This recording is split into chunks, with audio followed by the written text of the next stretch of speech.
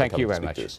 Hilary Benn has long been a quiet critic of Jeremy Corbyn's leadership, but this morning it does look as if a full-scale coup against the Labour leader is underway. Mr Benn was sacked overnight for disloyalty, and he joins me now. Good morning, Mr Benn. It's been a short night for you. I apologise. Good morning, Andrew. Just talk us through, first of all, actually what happened in the small hours of the night. Well, can I say, first of all, that this has been a very difficult decision for me, because I agreed to serve in Jeremy Corbyn's shadow cabinet. I didn't vote for him, but I thought we had a responsibility to support him as the elected leader of the Labour Party, as I've supported every Labour leader since I was elected as a Member of Parliament. But it has become increasingly clear that there is growing concern in the shadow cabinet, in the Parliamentary Labour Party, about his leadership. And I said to him that I no longer had confidence Did you call him first? I had no longer had confidence in his leadership, and he then dismissed me from the shadow cabinet, which is understandable, and I thanked him for having given me the opportunity to serve as shadow foreign secretary. But the position is this: you know, at this absolutely critical time for our country, following the EU referendum result, the Labour Party needs strong and effective leadership to hold the government to account as we take decisions of huge importance for the future of our country.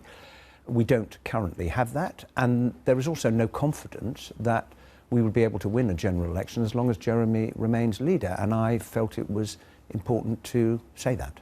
Is there a general concerted move now against him? We've seen Heidi Alexander announcing her resignation this morning, and there are rumours of others to follow. You have been talking to a lot of these people. Are we going to see more resignations, do you think? Well, of course, members of the shadow cabinet, as you would expect, certainly in the wake of the referendum result, have been talking to each other. It is for each individual to make their own decision. I have made mine, and I made my views clear to Jeremy. He's a good and decent man. So was it hard He's for a good you? and decent man, but he is not a leader, and that is the problem. Did you called him, presumably? I did. When you called him, did you know that he was therefore going to have to fire you? You can't call your leader and say, I don't have confidence in you, and then be told you can carry on. So you knew what was going to happen. Well, I wasn't entirely surprised, but of course it was important that I had that conversation with him, and he took his decision, as he's perfectly entitled to do. Do you accept that what you did was disloyal?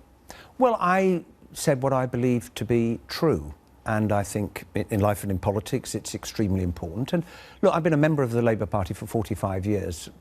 Like lots of people, I've devoted my political and a lot of my personal life to it, and if things are not working, then I think we have a wider responsibility to the party that we love to speak out, because although this is... A number of people will say that it's not an ideal time. There's never an ideal time, but it isn't working, and therefore I felt it was important to speak out. Let's talk a little bit about the timing then, yes. Because it was less than a year ago that Jeremy Corbyn was elected leader on an absolutely massive landslide vote inside the Labour Party by ordinary Labour members, trade unionists and others. And now it appears there is a coup against him by parliamentarians, who are much, much smaller in number than that, and that this is happening at a time of national crisis when the Conservative Party, many people will say, are tearing themselves apart, and an election looms quite quickly. Isn't this the worst possible timing to be doing this?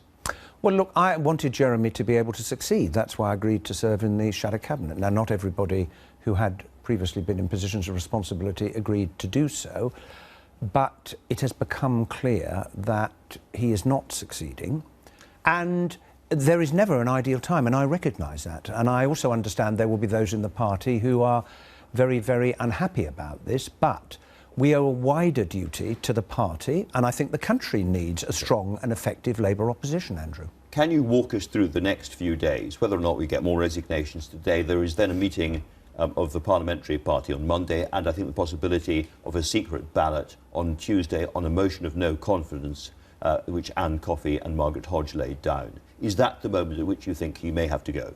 Well, ultimately it's for Jeremy to make his own decision, and for other members of the shadow cabinet, the front bench, to decide what it is they're going to do. There's obviously a number of things happening which you have just described, but what we need more than anything else is strong leadership to deal with the challenge that the country faces, because the decisions you've just been discussing with Sajid Javid Article 50. I think, personally on that, I think we need to work out what kind of relationship we want to have with Europe. I think it's very important that we continue to have access to the single market. It's clear that in the referendum, the majority sent us a message about free movement, and we have to accept the decision of the referendum, although I am very sorry about the outcome. Is there any possibility of the Labour Party at an election, as the Liberal Democrats now seem to be doing, to say, look, we are standing in this election on the basis that we think the decision to leave the EU was a catastrophe and we are not going to implement it, or we're going to do as much as we can to frustrate that decision if we are elected? I think we have to respect the democratic decision and the democratic will of the British people, however much... I'm glad you said that. No, yes. No, I think it's really important. However much we may disagree with that, however sad we may be about the outcome. It is finished. The decision has been taken. We have to make the best of it. We have to heal the wounds that have been created by the campaign and bring the nation together, because a nation that is divided on such a fundamental issue, that is not good for the future of our country. Have you decided yourself whether to stand as leader of the Labour Party? I am not going to be a candidate for leader of the Labour Party, and I haven't taken the decision that I did because I want to. I took this decision because I thought it was the right thing to do, because I care, as do all of us, about the future of the party we've committed so much of our lives to. In some respects, this seems like a futile coup attempt, because whatever the parliamentary party decides to do this week, even if they decide overwhelmingly they don't have confidence in their leader, that decision then has to go back to the mass membership of the party, who, as we know from the polls and the movements and so forth, are still vehemently, enthusiastically in favour of Jeremy Corbyn. So whatever happens in Parliament, the Labour Party is going to choose Jeremy Corbyn again, isn't it? Well, it depends what happens. It depends whether Jeremy chooses to step down or whether he chooses to fight again. But I would also say to you, Andrew, from conversations on the doorstep and also conversations with Labour Party members, that there are people who voted for Jeremy last year who are now saying, it's not working, is it? And the party will have to reflect on that, because in the end we have to decide, are we going to be an effective political force that is capable of winning support? We have to win support from people who didn't vote for us in 2015. There's the poll in the paper today which suggests that just under a third of the people who voted for us in 2015 are saying at the moment they wouldn't do so now if there were a general election. And that would be catastrophic for the party as well as for the country, because we need a strong and effective Labour Party. And just guessing and looking what happened in this referendum campaign, a lot of those people are going to go to UKIP. Well, that remains to be seen, and we have to show as a party that we have listened to the message that the majority, the 52%, have sent us.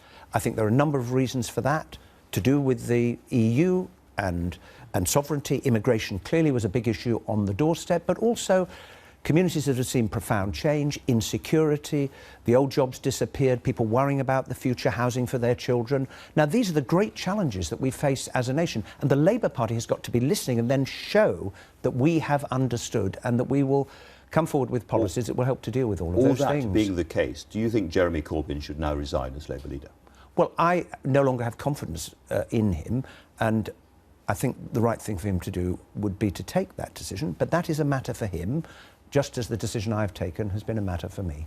Do you have a candidate in mind who might replace him? No, I don't. This is not about that.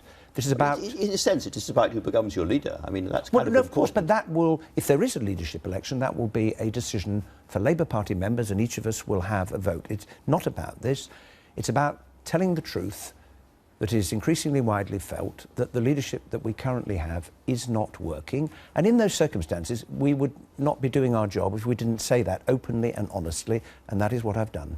If he is trounced in this vote of no confidence next week, if it happens next week, we're still not absolutely sure, at that point, do you think it's over for him?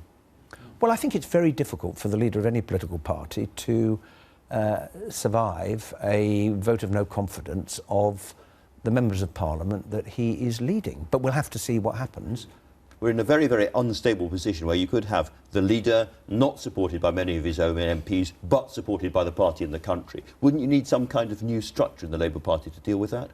Well, I don't think that's an issue to talk about today. The fact is we have to deal with the situation that we find ourselves in. We had the referendum campaign. Now, I don't blame Jeremy for the outcome of the referendum, but I think people saw that he didn't bring a great deal of enthusiasm to the task of arguing the case for Britain remaining in the European Union. Some people on the other side of this argument, on the Corbyn side of the argument, say that you are leading a coup against him. Is that a fair way of putting it? Well, I wouldn't describe it as that myself. I've just come... How would you describe it? Well, I would say I've come to the conclusion, Andrew, that I no longer have confidence, and you have to be honest about that, and therefore I was saying to him I couldn't continue to serve, and he dismissed me, and that is absolutely his right. And as I said earlier, it's not surprising that he did so. And it is for others to take their own decision. But if this is the conclusion that you reach about a party that we care so much about, then I think the right thing to do is to be straightforward and open about it, and consequences will unfold. Hilary Benn, thank you very much Thank you for coming to talk to us this morning.